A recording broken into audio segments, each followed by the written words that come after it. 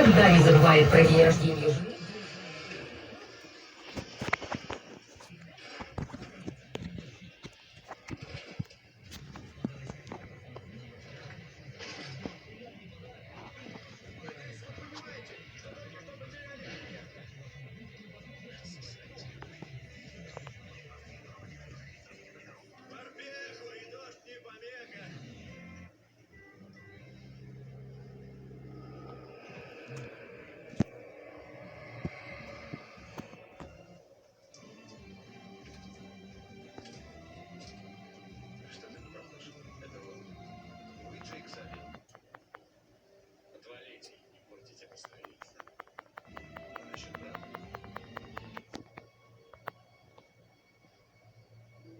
Это с ботами.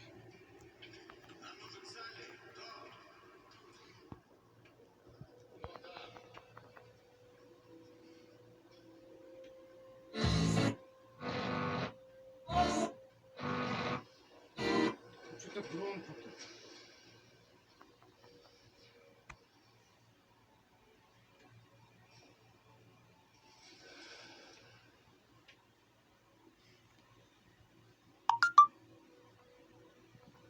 Здравствуйте.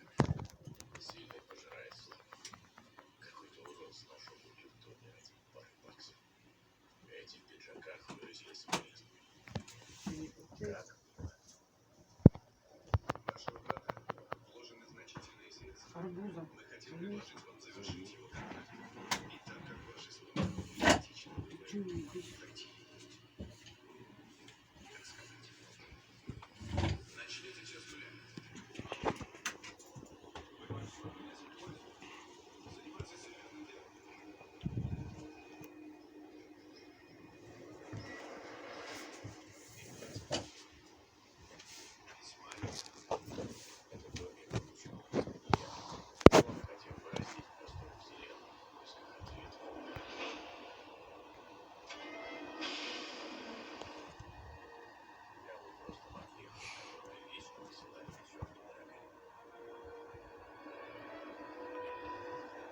Всем пока.